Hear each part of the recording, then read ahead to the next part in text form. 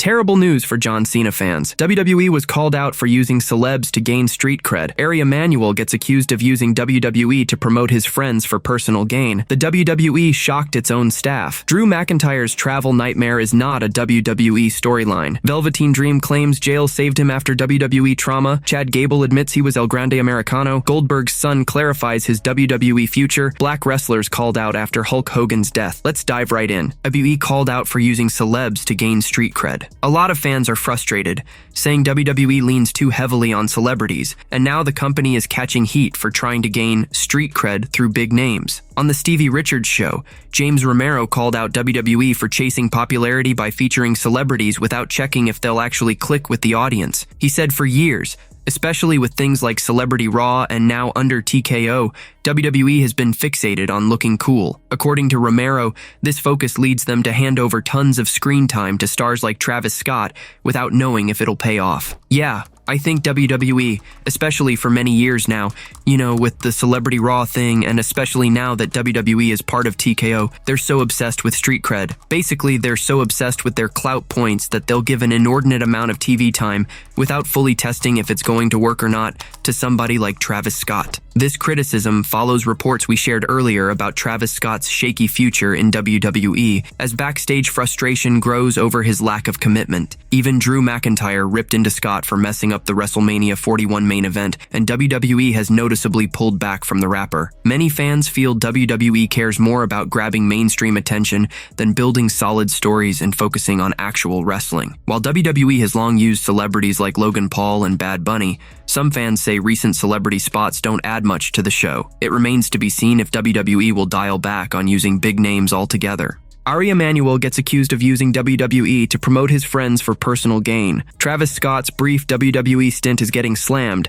and fingers are pointing at TKO boss Ari Emanuel. On a recent episode of The Stevie Richards Show, host James Romero and Stevie Richards ripped into the rapper's odd WWE run, which included a cringeworthy WrestleMania moment and a sloppy slap that hurt Cody Rhodes. Stevie didn't mince words, calling it more than just a bad celebrity appearance. It was a move orchestrated by the top brass for all the wrong reasons. Romero kicked things off by saying how jarring it was to go from The Rock's big return to Scott's sudden involvement. And fine, it was kind of The Rock that ruined it, if you know what I mean. But then just going from The Rock to just that, turning up and just ruining it. Stevie went harder, accusing Ari Emanuel of shoving Scott into WWE to boost a friend, not because Scott deserved the spotlight. Literally an indie promoter saying, "Put over one of my best friends on the show and make him a star because it's I, Emanuel." And I can't believe, usually in wrestling when somebody like Emanuel is in power and everybody's kind of puckered up trying to just placate him and not get fired and not get heat with the company. Stevie also said Scott's push only fizzled because he couldn't stay focused. This Travis Scott run, I think, because Travis Scott ended up, like they said, half in,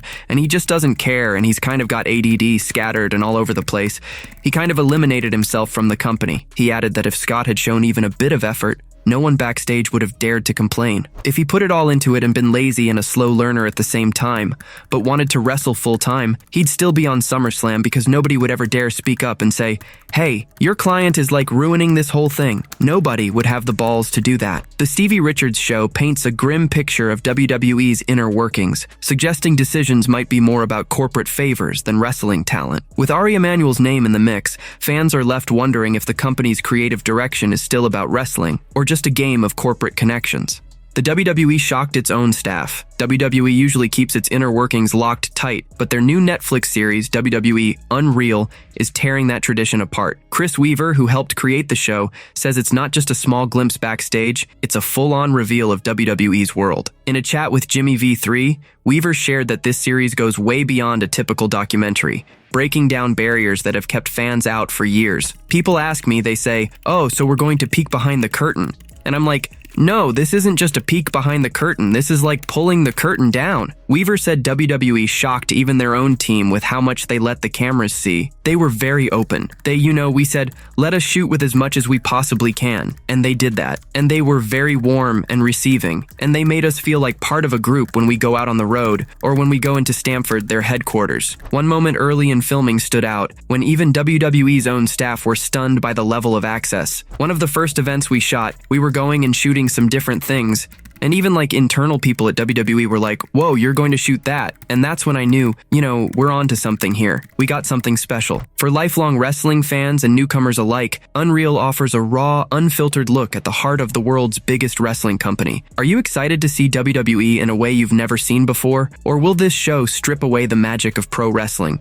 Drew McIntyre's travel nightmare is not a WWE storyline. Drew McIntyre's spot at SummerSlam is in serious doubt after a real-life travel disaster. The WWE star is stuck in England, unable to return to the United States due to a passport issue, and this isn't part of any storyline. With his tag team match alongside Logan Paul on the line, WWE is scrambling to fix things before the big event. Inside sources from Ringside News confirm this mess is real, and WWE is working hard to sort it out. If they can't, the company might have to shake up their plans. This could throw a wrench into McIntyre's scheduled SummerSlam match, where he's set to team with Logan Paul against Jelly Roll and Randy Orton. The day before Raw, McIntyre took to social media, posting a wild video from an English field, venting about how a passport snag stopped him from boarding his flight home. "I can't get back in America. They wouldn't let me board my flight. Look at the scenic countryside. Does that look like an American scenic countryside? No, I'm in England. Still at my buddy's wedding. What a wedding.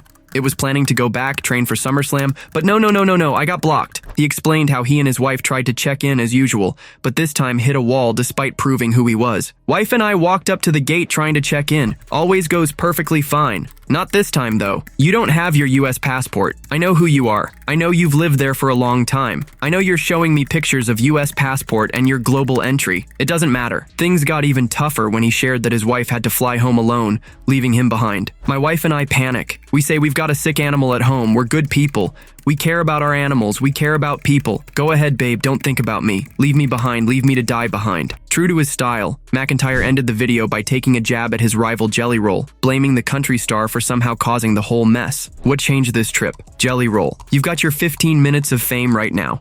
You can get away with some stuff. You're hot. Soon you will not be, so you're getting in while you can. Why am I in a field? I don't know why I'm in a field. I can tell you one thing. When this is all over and I'm going to get back, I'm going to drop you, Jelly Roll. I'm going to make you pay.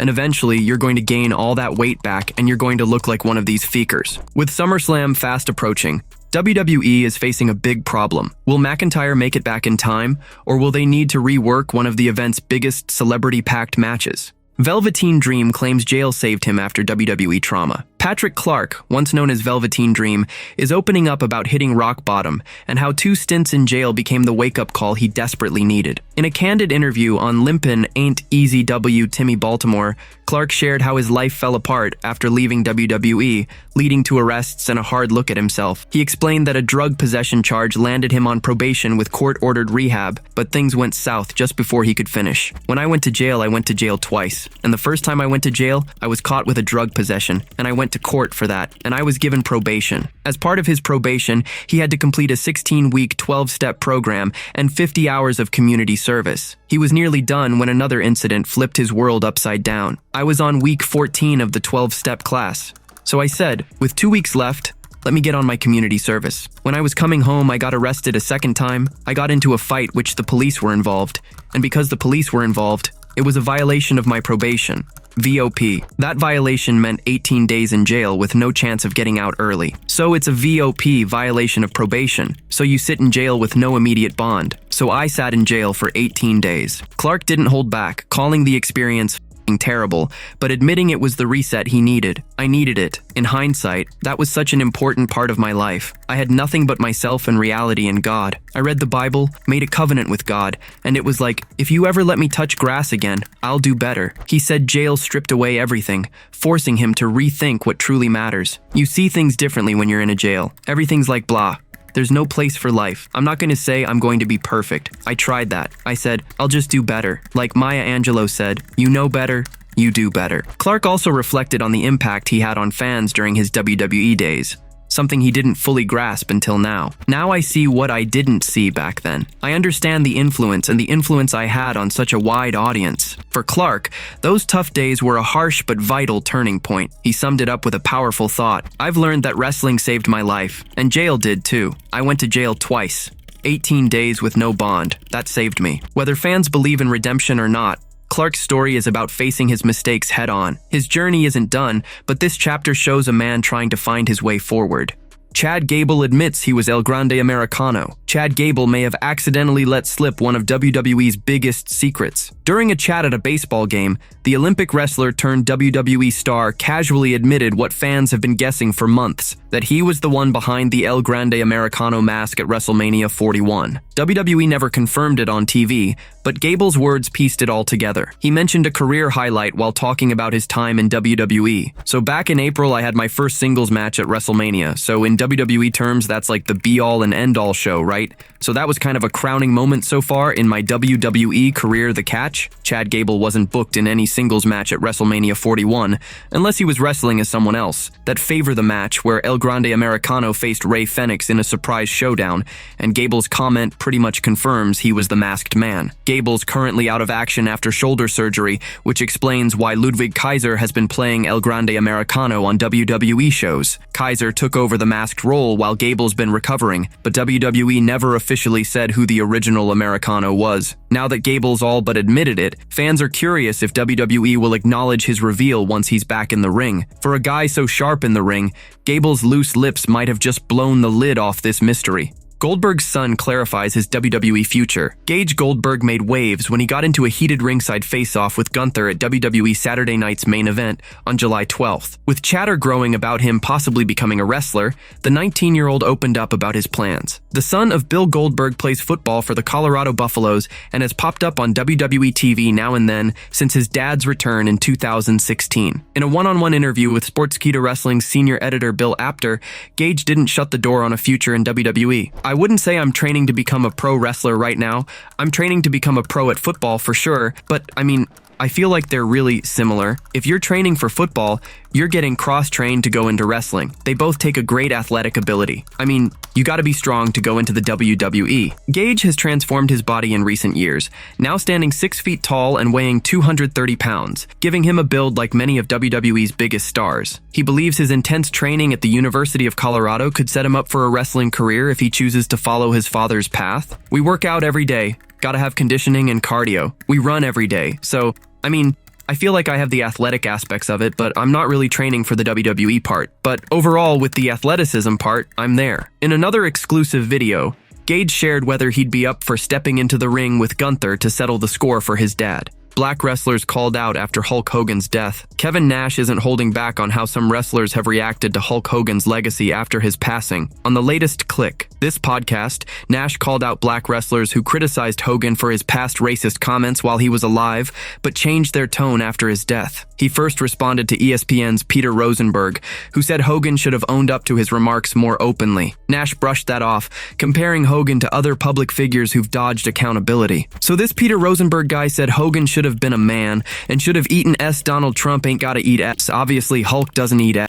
Nash then turned to wrestlers who had slammed Hogan before, but now seemed to honor him. He admitted, as a white man, he can't fully understand the impact of Hogan's words, but questioned the sudden shift in their reactions. I saw several black wrestlers, when Terry was alive, talk nothing but S about him because of his comments. I can't put myself in that position because I'm white. But if you get a pass in death, then where's the line? Because these black wrestlers who were very vocal against him a few years ago are now singing his praises? Yes. His comments come after WWE Hall of Famer Mark Henry, one of Hogan's biggest critics, praised him publicly after his death, despite once saying he'd never accept an apology. Nash's words are sure to stir up more debate in the already heated discussion about legacy, forgiveness, and race in wrestling. Meanwhile, Rob Van Dam isn't fazed by backlash over his friendship with Hogan. On his one-of-a-kind podcast, the WWE Hall of Famer addressed criticism for posting a video of himself with Hogan and Bam Margera. RVD made it clear he won't apologize for who he hangs out with and told critics to unfollow him if they don't like it. You got your own values. So, when it comes to Hulk Hogan, I noticed that, there's always been pushback. Like when I posted the video of us together that she was just showing you when we're hanging out with Bam and whatever. Like, there were a few people, of course, there's always going to be haters.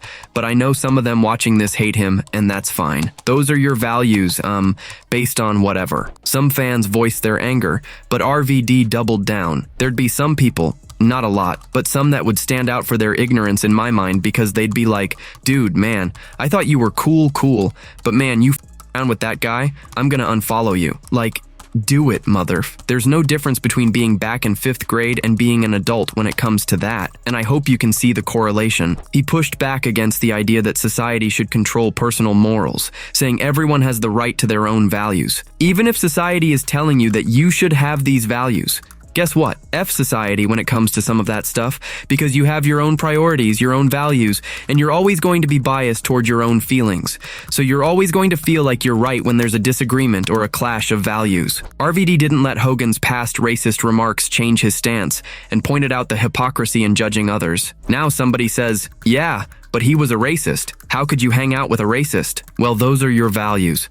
That has nothing to do with me and my feelings on racism. You know what I mean? And let me ask you, how can you hang out with that wife beater? Yeah, your friend's a wife beater. Dude, what if that, for me and my values, is something I couldn't get past? I'd never hang out with someone like that. Somebody who beats their wife isn't a man. I think you have a right to prioritize your own values just like I do, and we can still meet on common ground. RVD reflected on the diverse people he's met in life, making it clear that being around them doesn't define him. So hold any of that against me that you want at any time, because all of that is true, and a lot more. You know what I mean? I've been associated to some level with all of that and plenty more, and that's part of who I am. Now, when it comes to other people's values, how about you are who you hang out with? Okay, yeah, when you're a kid. That comes back to the reprogramming, when you're an adult. Whether fans agree or not, RVD stands firm in his friendships and his belief in personal freedom. Terrible news for John Cena fans. Undisputed WWE Champion John Cena is gearing up to defend his title against Cody Rhodes in a huge rematch at SummerSlam 2025, set for August 2nd and 3rd. But a worrying stat about Cena has surfaced, spelling bad news for his supporters. Cena took the championship from Cody Rhodes at WrestleMania 41, and the American Nightmare earned his shot at redemption by beating Randy Orton in the King of the Ring finals. Now, as their clash looms, a tough truth about Cena's SummerSlam history has come to light. Despite being a 17-time world champion and one of WWE's greatest stars, Cena's track record at the biggest party of the summer is shaky. The Cage Match database shows Cena has only won 6 SummerSlam matches in his career, while losing 10. That rough history suggests he might drop the title to Rhodes next month, which would hit his fans hard. Since turning heel, Cena has been vocal about wanting to shake up wrestling and retire with the undisputed WWE Championship. On a recent Busted Open episode, Baron Corbin shared his hope that Cena stays a villain through 2025 and walks away with the belt for good. Corbin pitched an epic idea for after Cena's retirement, a new title with a 6-month tournament crowning a new champion at WrestleMania. I want to see John Cena retire as a heel with the title. That's my opinion. I want to see him walk out of Boston or wherever he does his last show with the title over his back, and we never see it again. And then we get an awesome tournament of every WWE superstar. A 6-month tournament always culminating at WrestleMania for the title that 2 people have fought for 6 months to get to. I would love that story. Dyer said, "It's anyone's guess who will win when John Cena faces Cody Rhodes at SummerSlam 2025.